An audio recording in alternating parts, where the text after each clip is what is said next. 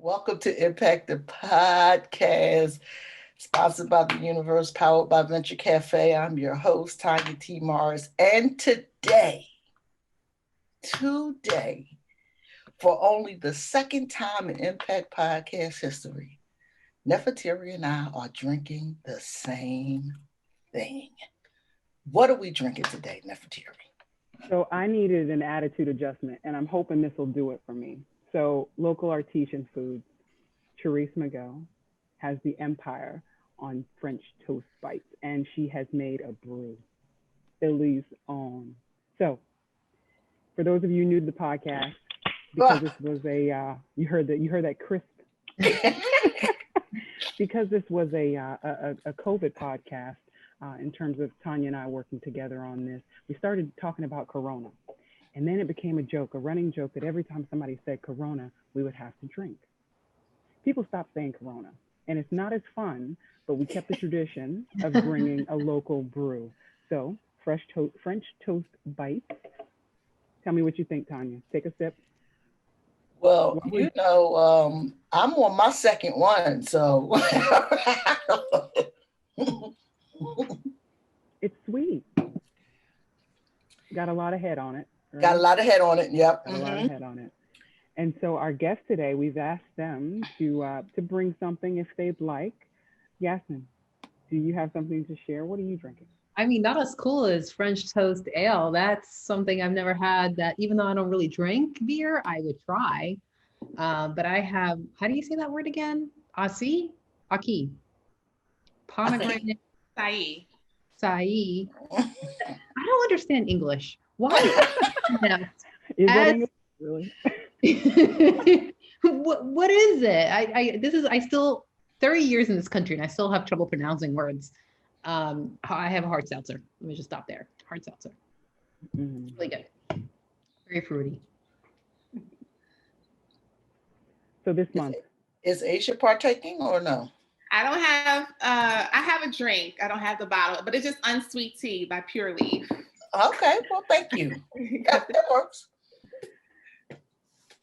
Thank you for sharing. So this month, and we're almost out of 2020, and I really hope that it's like the projections say, like all we have to do is get past this year and it's gonna get better. Optimism is our focus. By definition, optimism is the hopefulness and confidence about the future or the successful outcome of something.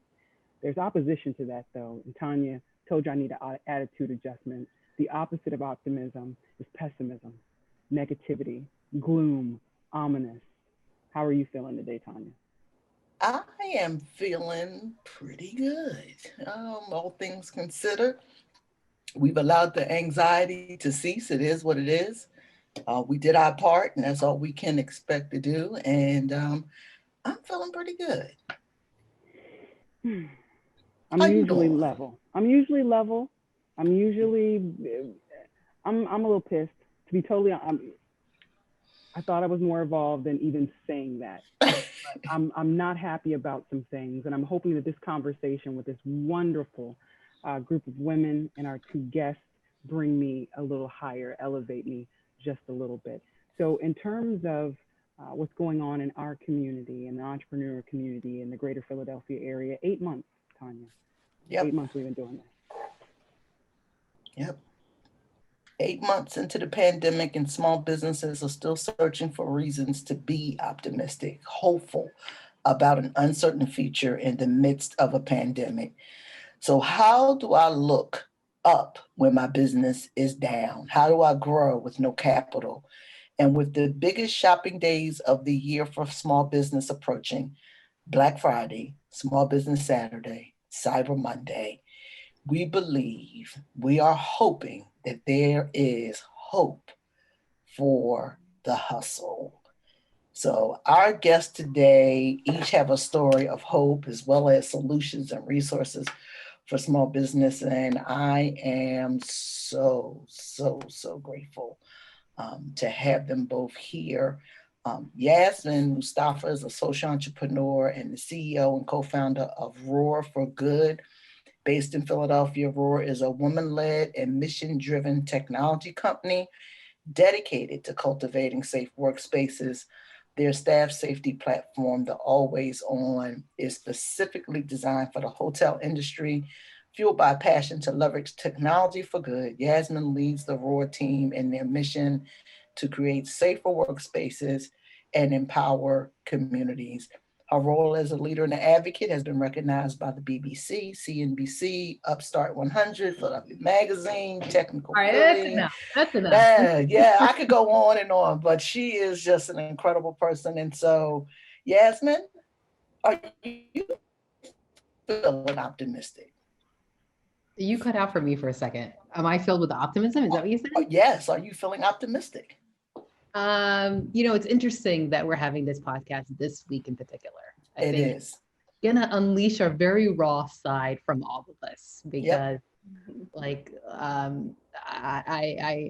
right now I'm not feeling optimistic. I am also pissed at white people.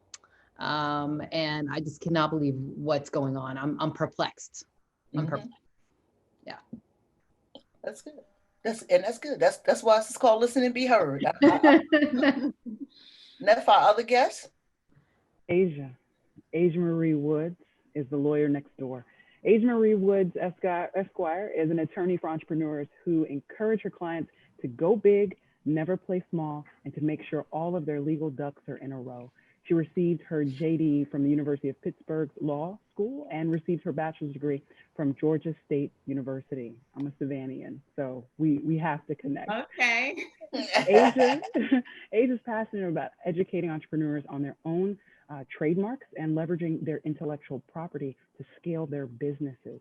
She's also dedicated her legal career to providing pro bono representation for low-income individuals seeking bankruptcy relief. Asia, how are you feeling? Are you feeling optimistic right now? I'm actually feeling optimistic because I'm choosing to feel optimistic. Like I feel like my feelings are a choice. And so I could be pissed, but I'm going to choose to look at the bright side because 2020 has been filled of just negative vibes. So I'm like, we're at the end of the year, the last quarter. I'm feeling good. I want to feel good.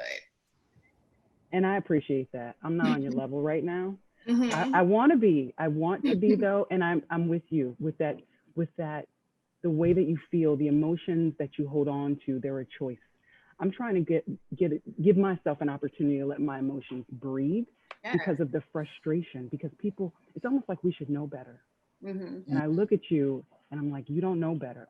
I can't expect you to do better if you don't know better. So the cost of doing business for entrepreneurs is a deterrent when it comes to just all the things that you need to put in place to do the thing, the service, the product. You have to get a license. You have to file with the state. There's so many things. When we look at obtaining a lawyer, maybe even on retainer, it feels like a luxury to have someone that you send a check to just in case. A lot of people don't live that way. Mm-hmm. What do you tell them? I tell them to look at what would it cost you if you did not have a lawyer, and kind of do a risk assessment on, your risk tolerance. It's kind of like car insurance. It's like life insurance. You're just taking a risk without it, And so some people are risk adverse. They want to have the comfort of having an attorney by their side. For those who financially may not be able to afford one, then we go through that risk analysis. Okay, if you are starting a hair salon, that's a risky business because you're using chemicals. You don't want to play around and not have an attorney on your team. But if you are, an online entrepreneur and you're a consultant, so no one's life is at risk or health is at risk in your business, you have, a little leeway where, maybe I won't have an attorney on retainer, but I'll build a relationship with one in case I did need one in the future. So it really comes down to a risk analysis and, how much would it cost you if you did not have an attorney is really the better question I believe that you should ask. That's so powerful, Asia, because it's really a new way of looking at things, a different way, not so much a new way, but because entrepreneurship in and of itself is risky. Yes. Right? When you think about it. And so when you talk about, the levels of risk that one takes in starting their business, and what happens when you don't have an attorney? How do you really advise someone that's, they're new to the game, they're just driven by a passion or dream of a product or service? How do you try to steer them in the right direction when it comes to the legalities of operating and running a business? I use my own personal story. So before I was an attorney, I was a single mother. I started my first business in Philadelphia back in 2009. It was called The Makeup Squad. It was a makeup agency where I helped other makeup artists book jobs in the tri-state area. 2 years into that business, in 2011, I was approached by an investor who wanted to franchise the business. We were going to have makeup squads in major areas, New York, Dallas. That was the goal of this venture. Hired an attorney. Come to find out, there was another business with the same name in Texas. They were using that name before me, about 8 months before me. So they had the natural right to the name, even though they never registered a trademark or anything like that. So with franchising, though, your intellectual property is your bread and butter, because you're going to be licensing your name in different states. And so we were not able to do that. The deal fell apart for me. So it was like the options were to change the name or buy them out of the name if they were interested. We did contact them. We got no response.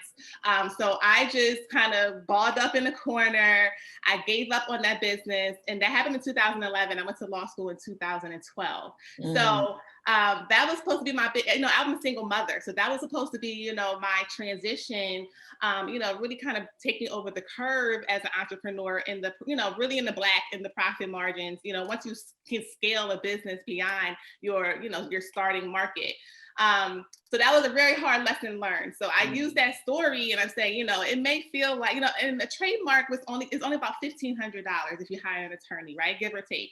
Some could charge you a little bit more. So had I just took that time and hired an attorney very early on in that business, I would have not hit that road bump 2 years later where I lost a very huge investment deal. So it cost me so much more not having an attorney in that business. And, to my own detriment, I played it small. And I think when you're an entrepreneur and you're testing the waters, you may think your idea is small, but there are people watching you and they're seeing, you take traction. And so I really just encourage entrepreneurs to take it serious and believe that it is going to be a success and treat it that way. And just know that that $1,500 or that few $1,000s now could gain you so much more in the future if you truly believe in your business. Now, if you don't believe in your business, if you're not going to dedicate yourself, because it's going to take work, and yes, you could be successful, but if you're going to put the work in, go ahead and just do it right. I hear That's you. awesome. Yeah. And there's so much that we invest monetarily as well as emotionally. And when we talk about risk, we're talking about that risk that's the economic impact, but in entrepreneurship, I'm experiencing there's a lot of emotional risk that is associated with that as well. Yasmine, the work that you do with Roar, the work that you do in the technology space, from my observation, a lot of it seemed to be because it needed to be done and no one was doing it. So when you think about what you put on the line emotionally and with risk, what are the emotions that brought you to providing the solutions that you have? Great question. Yeah, to me, it's a little bit different because it's personal. So I'm a refugee. I came over when I was 8. As you can imagine, not very safe circumstances. When I was 15, I learned I was undocumented. Again, not very safe circumstances. When I was 18, my father ended up leaving the family, taking all the family savings with him. So I experienced a lot of unsafe conditions, both I would say physically, mentally, and emotionally. And for me, my business is geared towards safety because of those experiences. That what fuels me is wanting to have others avoid that feeling of not feeling safe. And so it's a very much purpose-driven organization as a result of those experiences. So for me, when I think about risk, the risk is not doing something, how many more people would feel and be put in the circumstances that I was put in, which unfortunately were unfortunate. I mean, I'm given a very brief summary of those experiences, and my work is directly geared towards helping vulnerable at-risk workers. No one should be afraid to earn a wage. And unfortunately, right now, way too many people are. And the ones who happen to be vulnerable workers are almost always women of color, immigrants. And that is not a coincidence. And so, yes, there is absolutely a need.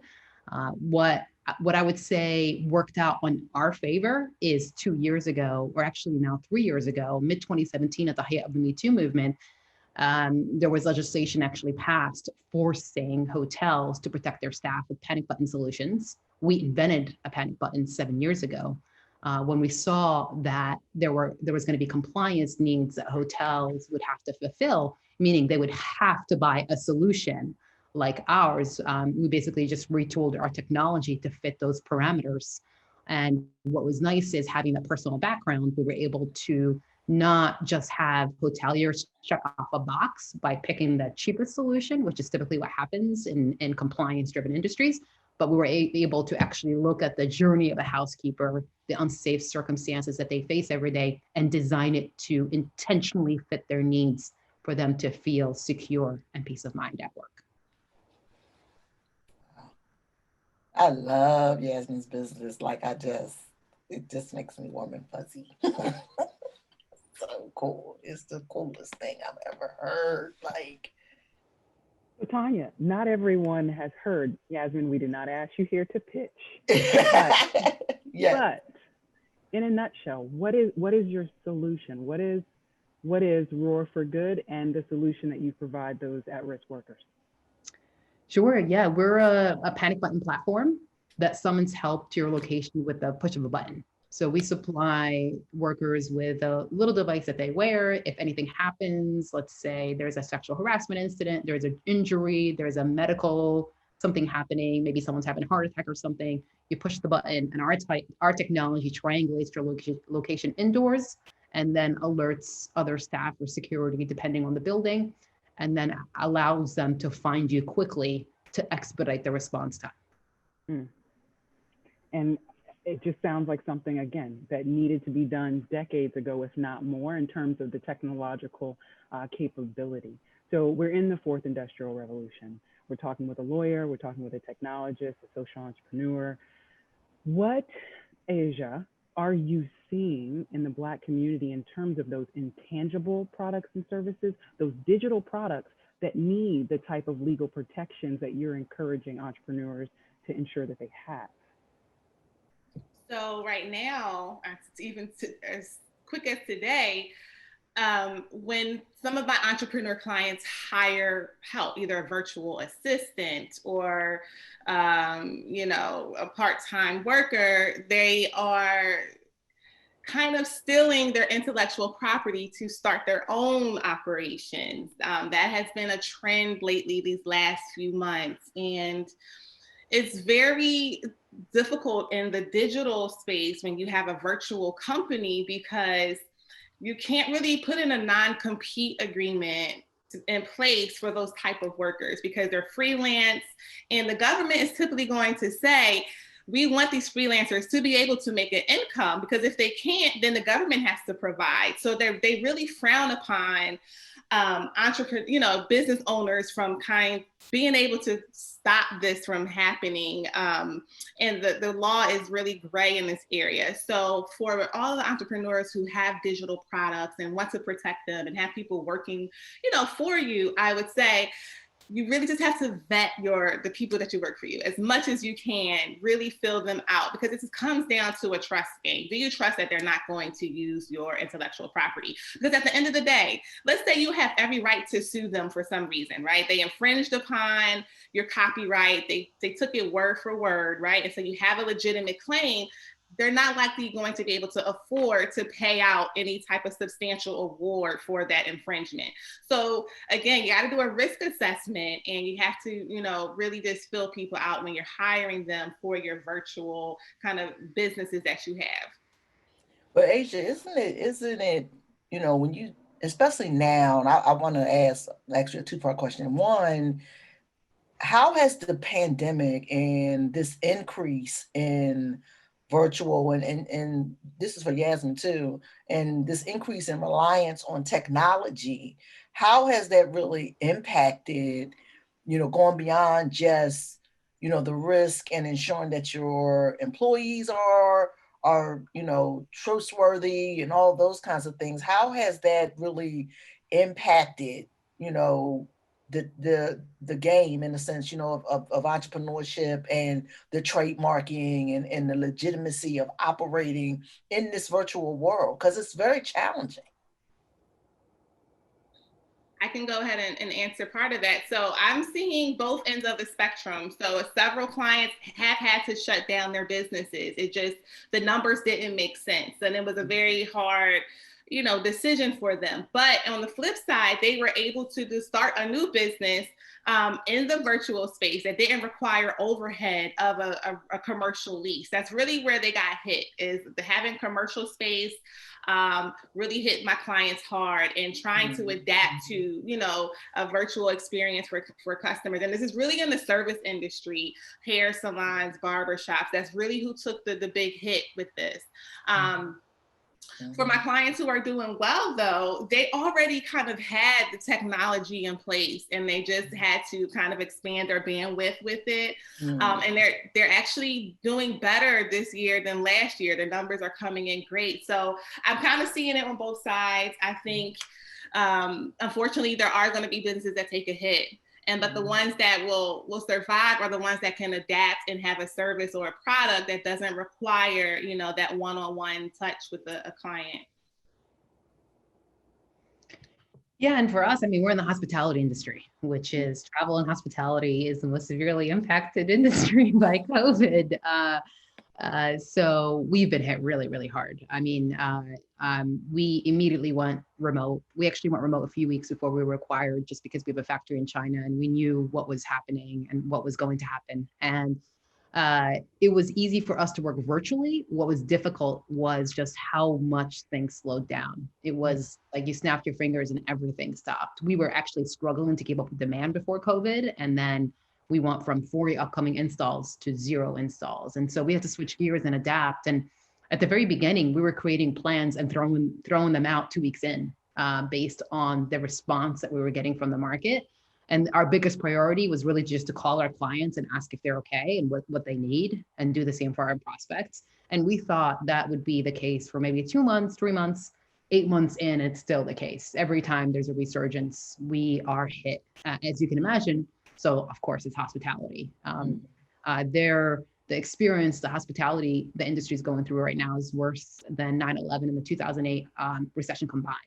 It's unprecedented, the losses that they're gaining. And what's going to be really interesting is just to see what happens over the next few months, how many hotel foreclosures there will be, how many workers end up coming back. PPP actually helped immensely in terms of helping 70% of the hotel workers that were furloughed, allowing half of them to come back. But unfortunately, the fact that it ran out and no new bill was passed has hurt them again. So it's been, unfortunately, a yo-yo these last few months. And for us, what it's forced us to do is really adapt and innovate. So we've been looking at other industries, other uses of our technology, and that's been the primary focus. And we've been doing as much as we can to stay with the theme of this podcast today, is to be optimistic. And I will say it's been very, very difficult because our clients are hurting, the industry is hurting. And especially with this election, we were hoping that the Senate will turn blue. We were hoping for new leadership. We were hoping that we would have leadership that would contain this pandemic, that would help the travel and hospitality industry recover, that would pass a large stimulus package to help small businesses in Q1. And now that does not look possible, at least from the Senate side in terms of the PPP, and who knows what's going to happen so far. So it's been a lot of, I would say, relationship building, but also, I don't like the word pivot. It's been adapting to what the possibilities there are continuously, because it feels like they keep changing with new inputs and every new resurgence that happens. So really quickly, what industries, Yasmine, have you begun to really kind of adapt towards that you have found that would be a good fit for you? Yeah, healthcare. So we found, it's interesting, we learned about something called occupational segregation, which is anytime you have a gender or race dominated industry, there's going to be issues with pay equity, with workplace protection, safety. And so nursing is mostly female occupation, as is hospitality. And what we learned is that nurses, especially in the ER and mental health wards, experience workplace violence at 4x the average of any other industry. Wow. As the substance abuse pandemic has increased, as the mental health cases have been rising, they're entering the hospitals in record numbers. And unfortunately, these nurses, because they're on the front line, they're being verbally abused, they're being punched, kicked, spat on, and it's assumed to be part of the job. And unfortunately, with occupational segregation, a lot of things are assumed to be part of the job. And so the Me Too movement has helped change things a little bit in the healthcare industry, not as much as as it did in hospitality. And so we've been talking to hospitals, ERs, mental health clinics to talk to them about a pilot to test our solution, where now nurses can have a wearable device to de-escalate situations. So before anything happens, when they can perceive something's about to happen, to have the capability to push a button and get someone to that room, that area immediately, to be able to prevent something more severe from happening. That's incredible. That's incredible. That's So optimistic. That's If it works out, Yeah, but it fine. will work out. It's Gonna going to keep work her- out. So I felt something when you said, when you rattled off that statistics about nurses. I didn't know it. I wasn't aware. I can't imagine for those in the industry that it's not really important and impactful in their own experiences. You've also mentioned leadership. You said it at least 3 times. So I consider you a leader in this space. What can we do as general members of the population to support that group of mostly women nurses that are experiencing something that they shouldn't? What can we do? That's a good question. I mean, unfortunately, there's a lot of systemic challenges, which has led to the situation that female-dominated industries are in.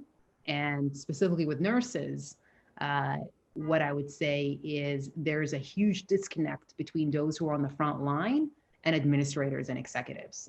Most executives in the healthcare industry have not had to work in an ER or mental health clinic, so they're disconnected from that experience. And what I would say is it's really speaking to them. And I'll share one story that I thought was really, really impactful. I talked to a retired CEO of a hospital in Texas who said that he kept hearing of workplace violence incidents happening, and he didn't understand it because he didn't have a healthcare background. And one night he dressed down and went into the ER and pretended to fall asleep in the seats in the visitors area, like the waiting area.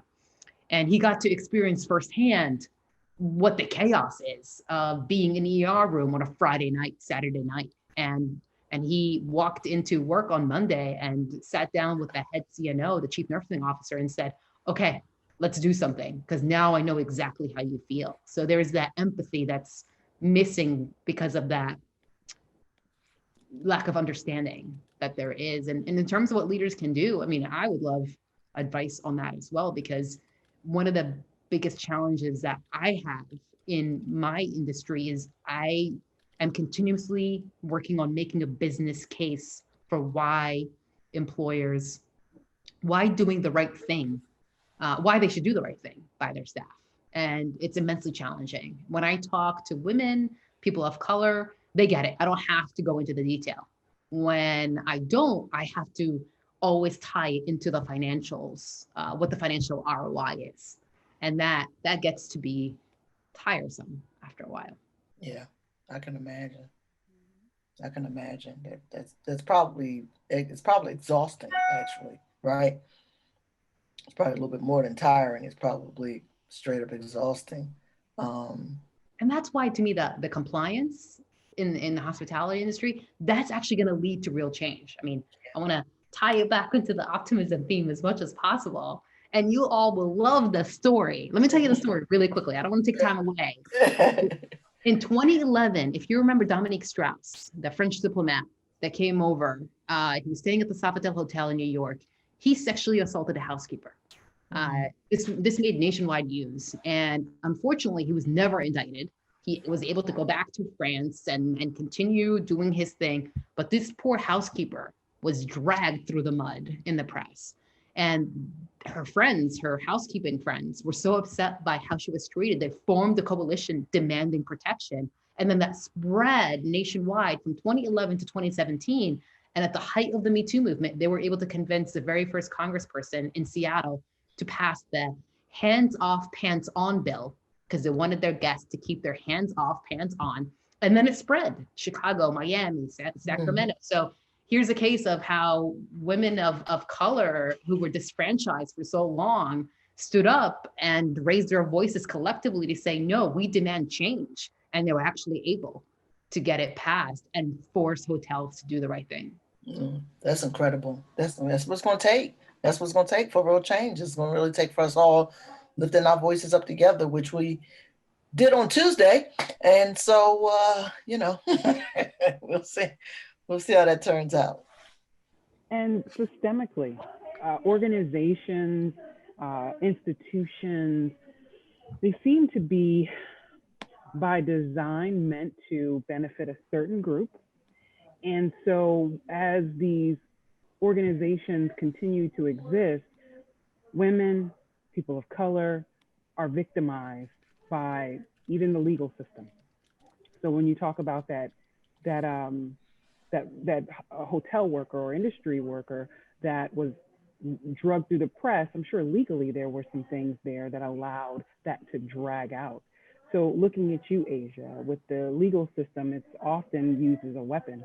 Sometimes it's about wealth, sometimes it's about power being used against Black, brown people, women, like I said before.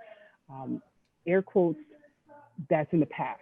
How do we position ourselves as entrepreneurs, sometimes challenged economically, to overcome what can be systemic, what can be institutionally putting us in disadvantaged spaces? What can we do?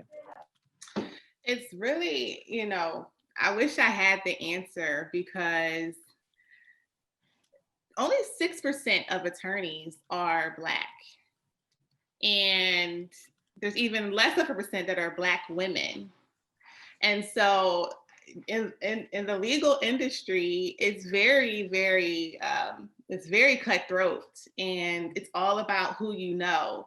And so minorities traditionally in this field have had to, work 10 times harder, and even just, outside of the field. So the system has to change, and it's going to take 50 plus years for true change. And so I think as entrepreneurs, trying to navigate this space and deal with, systemic issues, I think it's all about having, small collective groups and support systems, and really, just coming together. And I know it may sound cliche, because there just really is no specific answer. There's a separation of powers for a reason. The state is separate from the federal government, and then church is separate. But we really need all of these pieces to come together, and so separation of power is good, but it hurts us. It hurts us as a community, as entrepreneurs, as business owners. And so there just really has to be change. And without that change, and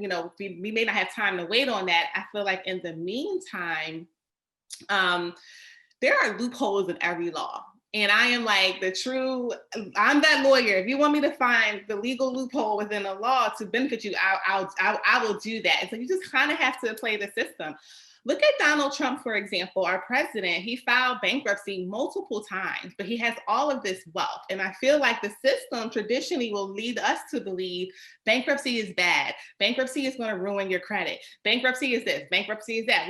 That's been ingrained in our head as minorities, or as for low income people. And bankruptcy is not bad. It is a tool that you can use to leverage money. And Donald Trump found the loopholes in it and has used it to his financial success. So I really just feel like you just have to understand the picture of how the state and the federal government play, and how financially you can leverage certain things, and then come together in small groups in your community to kind of make the progression go forward. Yeah, that's good stuff, Asia. We want to take this opportunity to open things up to our audience. We have a question from, I hope I'm saying this right. Is it Mathan? Marathon. Manthan. Okay, Manthan, go ahead with your question. Thanks, Tanya. I want to go back to the question that Yasmine posed in terms of, how can you get leaders to do the right thing without just for the sake of doing the right thing? And I actually am curious, Yasmin, what are some of the things that you have tried when you're having conversation with executives at hotel chains uh, that have not worked and that have worked well for you? I don't want to assume that what I'm going to say is something that you've not tried already. I don't know how much I want to say on video with anyone that could possibly from the industry watch. But what I will say is always about what I always try is make it personal. I always look at their background and I see where they came from. If they started at the low level, like they started as a dishwasher and then as a housekeeper and then worked their way up, I know I can use that in my pitch. If they didn't, it's a little bit harder. I have to focus more on credibility based on what other hotels are done and use the FOMO type of approach in terms of, oh, well, this hotel down the street or whatever, this person that and then also focus on the fines that they get if they don't comply, or the ones I would say that are the most empathetic. I focus on, well, you have to check off this box with compliance. We are the cheapest solution. So I think about their position, what they're going to be most motivated by, and that's where I tune my pitch. And I'll ask some leading questions at the beginning to learn more about their motivations and where they are. It's usually pretty quick that I can tell that they're just looking for an answer and that's it, or they want to talk more, learn more. They're surprised by the stats and they're shocked by them and want to do something, want to do the right thing. So it all depends. It sounds like it's a blend depending on where they are on the range of genuinely caring about the issue to I need to check off a box. You try to shift your approach based on how early you can tell where they land on that range. Maybe I'll skew towards those who just don't care and want to check off a box. How has I've found, because I've had similar issues where, trying to convince somebody to do the right thing for the sake of trying to do the right thing is an uphill climb sometimes, unfortunately, but you can often say, the example is like, yes, this particular staff member is having a tough time and not as productive as they can be currently. It's actually more beneficial for you to give them extra time off that's outside of our vacation policy than to allow them to continue underperform to the point where we have to let them go, and then we have to hire somebody with appropriate skill sets, which is going to be more expensive for us in the long run. Not to mention the lead up time to get that person up to speed in the work that needs to be done. And so just as you said, I think you said, making it about the ROI, it just hits home. And I don't know what the data exists in your industry, but I imagine there's stuff there. Would you be able to leverage something like that? Have you leveraged stuff like that? Just that was a thought I had when you posed the question to the group, and I'll defer back to the group here at this point. Yeah, and if you want to talk more about it offline, and unfortunately, what I would say is the ones that do lean on the extreme of not necessarily caring are the ones that don't want to hear about the plight of their staff. They want productivity, they want profit, they want revenue. They're not necessarily as concerned about doing the right thing. They are concerned about cost, but to them also, the staff is disposable. So it is difficult. And if you want to talk about it more offline, I'd be happy to. It's been a hard battle. So focusing on the ones that do care, looking at the background of those that have been there, done it before, that have the empathy, that can relate to their staff, that's where we see the most success. I agree. I think getting somebody who doesn't care to care about their employees is a futile effort. But I know most industries, it is more cost effective to give somebody 5 days off than to try to hire somebody and take 2 months to find the right, or even 2 weeks to find the right person. And I wonder if there's access to data that you can have that you can use in your pitches to say, listen, at your hotel, you could give this person time off or they're not performing, figure out what's happening. It's cheaper for you to do that for your company than to try to find a replacement, even though they are disposable because they are a custodian or a gent or whatever be the case, you know. It's just something. Yeah, I think you raised some excellent points, Nathan, and I think that you and Yasmin should definitely explore this conversation a little further along, because I think you raised some excellent points, because finding allies can often change and impact the bottom line more so than I think many people realize, right? When you align yourself with a purpose-driven business in particular, you can still impact your bottom line. And a lot of people, I think, lose sight of that and need direction and support on how to do that. Which is why I think that Yasmine's business is so incredible in and of itself. I think there was a lot of great things that was said. I know that being one woman on a mission, that Yasmine doesn't have time to convince everyone Yeah. of why they should do the right thing and how that's going to enrich them. I can imagine that some people don't see it as bodies on the line, actual harm that's coming physically, emotionally, psychologically, that she is fighting to protect. So data is great. And a lot of zeros usually impress people, but finding those allies, finding those champions for causes that maybe just weren't aware, but now that you've made them aware, they're willing to put resources, investment, time behind doing the right thing. So I also want to ask Yasmine and Asia, of course, you can jump in here, you know, how do we not always have to go for those that may have concrete ideas about how things should be and look towards the youth, and how we can impact them, influence them, engage them early, so it's not such a far reach to do the right thing. That's how they've been raised through our education system, through entrepreneurship, and as consumers.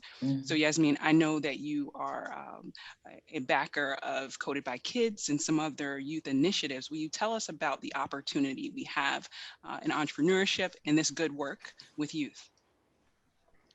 Yeah, sure. I sit on the board of Coded by Kids, and what I love about Coded by Kids is that they provide economic empowerment to underserved communities. So they intentionally go into low-income areas and they find kids in those areas. Usually they're living at or below the poverty line, and they teach them about technology and entrepreneurship. And if you take a step back, you've probably heard the phrase, "You can't be what you can't see." This is exactly what Coded by Kids provides these kids that most likely don't even have possibly access to the internet or a laptop outside of school. And I what I love about Coded by Kids is that they intentionally ensure that these kids that are severely underserved have the knowledge and access to get into fields that might not be as accessible for them. And what's also amazing about that, also taking a step back, is looking at the diversity within technology. It's not very diverse, and also entrepreneurship, or how many people of color and especially Black founders get funding. And so they all are a starting point. What their organization is doing is a starting point to help increase those numbers. And also be able to feed into those pipelines. So I love speaking to kids. I love the bright-eyed look that they have. They haven't been, they just have so much hope. And when I used to go into schools and speak, they ask questions that no one has ever asked me. I've been stumped more by students than I have by investors and customers. So I don't know if they answered the question, but that's, you can't be what you can't see. And I think making sure you're exposed to technologists, being exposed to entrepreneurs, being exposed to lawyers, career paths that might not be in front of you, allow you to have that possibility of thinking that you could be that too. And Asia, you gave us the numbers. We need to shore up the ranks, right? So Mhm. youth outreach opportunity, or even, adult women who had a dream to go to law school, but Mhm. maybe left that dream somewhere in their past and they want to reignite that. What does that look like? Sure. I spent some time speaking at group homes, and then years ago, I did something called the Marshall Brennan Project, where you go in and you teach a constitutional law class to underserved high school students, and they get to argue a case in front of a panel of judges, and they really get to see that this is attainable. This is something you can achieve if you want it. And it also teaches them skills on you can argue and advocate your position without yelling your voice, without using a profanity or things like that. And so it teaches them to have a voice and to be confident in themselves and all of that.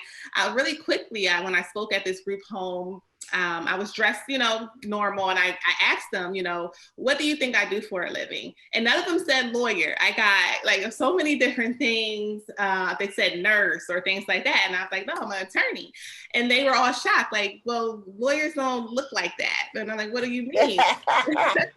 I'm like, I grew up in Philly, right? I went to high school here, elementary school here, and yes, I'm a lawyer, and yes, you can do it too. So, it's really interesting to see how kids, like you said, if they can't see it, they don't think they can be it. And so it's definitely important just to get in front of them, even for a short period of time. Well, we're coming in for a landing. I want to thank our guests today. Before I do that, I want to see if there's any other questions for either one of our guests before we wrap up and make a couple of announcements. If there are any other questions, it feels good to be behind the microphone again. I missed the last episode because I was sick. I'll just say I was sick, and but my co-host is so dope, so she held it down by herself for the most part. And I think about it and I get a little emotional because that was the last podcast where my mentor and friend Earl Harvey was a part of. And then we lost him a few days after that. So that last one is special to me on a couple of levels. But there any questions for Asia or Yasmine? I want to ask you ladies to certainly give us your contact information and your social media handles before Neferteri closes out. I just So want to again, say, Clarice, go ahead. Or Clarissa. You're fine. I just want to thank you for you guys' time. I learned a lot today. Thank you, Thank you for Clarissa. joining us. thank you. Thank you. So, as always, we want to thank our listeners. We want to thank Venture Cafe for powering Impact the podcast. We ask you to remain optimistic. If you're not there yet, we want you to get there and then remain optimistic as we head into this new year.